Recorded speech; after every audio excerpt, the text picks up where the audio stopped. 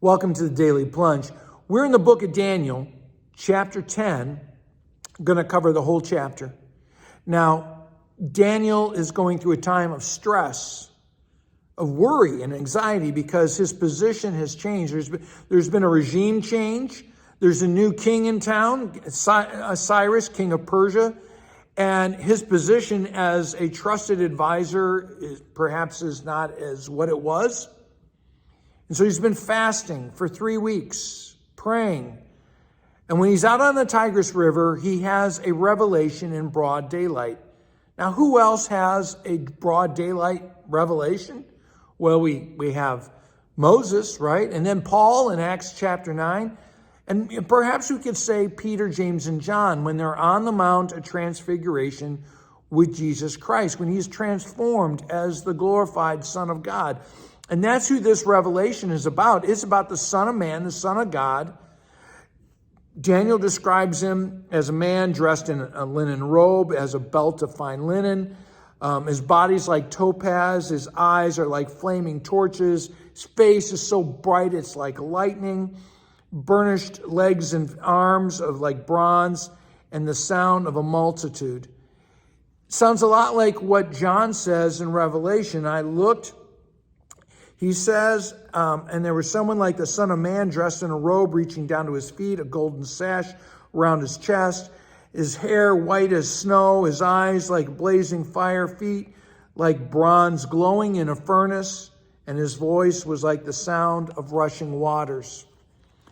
And so he has this encounter with the Son of Man, the Son of God, but he says, we forget that God is so far above us that when we encounter God in all his majesty and glory, it's terrifying. And even the people who were near him, who didn't see the vision, they run away in terror. And Daniel himself says that when he had this vision, he says, my face turned deathly pale.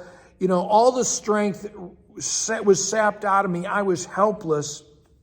And I was on my face on the ground. I mean, do we really want to encounter God in all his majesty? God comes to us in Jesus Christ, in the humility and the weakness of Christ and with his cross, because that's how God wants us to encounter him, as a loving God, not God in his full majesty and terror, God full force, right? This is not an encounter with grace. This is an encounter with God who is Lord of history and judge of all. And that's the thing is that, the Son of Man touches him and says, Daniel, you are greatly loved. And I want you to hear the words I'm saying to you. And he says, do not be afraid, because, humble yourself before me and know that even though the Persian king resists me, Michael, the archangel, is going to protect my people.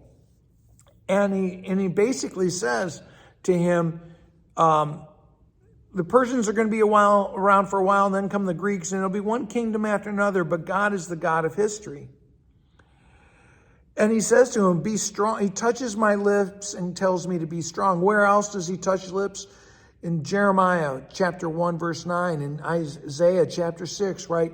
The lips of God's servants are spoken, and that's where the power is. It's in the word that God speaks through us.